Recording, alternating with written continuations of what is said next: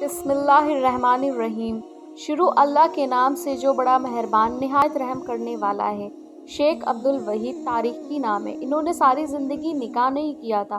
ایک روز یہ آپ صلی اللہ علیہ وسلم کی حدیث مبارکہ پڑھ رہے تھے، جس کا مضمون تھا کہ جو شخص مسلمان ہو کر اس دنیا سے ختم ہوگا، اس کا نکاح اللہ رب العزت جنت میں کرائے گا۔ یہ سوچنے لگے کہ میرا نکاح کس سے ہوگا۔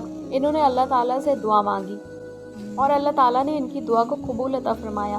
اور ایک روز ان کو خواب میں دکھایا گیا کہ حبشہ کی رہنے والی ایک عورت ہے، اس کا نام میمونہ ہے، اس سے تمہاری شادی جنت میں ہوگی۔ اور پھر کیا تھا، یہ حبشہ کی بستی کی طرف نکل پڑے۔ وہاں پر جا کر لوگوں سے پوچھا تو لوگوں نے بتایا کہ یہاں پر ایک عورت ہے میمونہ نام کی، وہ پاگل سی ہے اور وہ بکریاں چراتی ہے۔ اس وقت بھی وہ جنگل میں بکریاں چرا رہی ہے، وہی ملے گی۔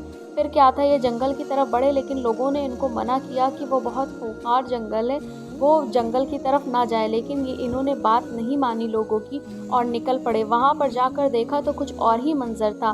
ایک عورت جنگل میں نماز پڑھ رہی تھی اور اس کی بکریاں ایک جگہ پر چر رہی تھیں اور کچھ بھیڑیا اس کے کنارے پر بیٹھے ہوئے تھے۔ یہ بہت حیران اور پریشان ہوئے۔ پھر اس عورت نے سلام پھیرا اور کہا کہ شیخ عبدالوحید، تم یہاں کیسے؟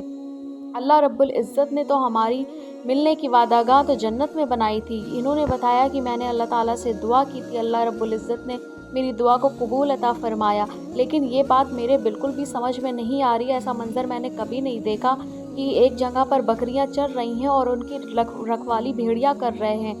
تو میمونہ نے کہا کہ یہ بات بہت سمجھنا آسان ہے۔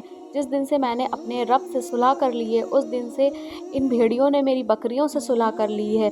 اللہ رب العزت فرماتا ہے کہ تم میرے ساتھ صلح کر لو، میں تمہاری صلح مخلوق کے ساتھ کرا دوں گا۔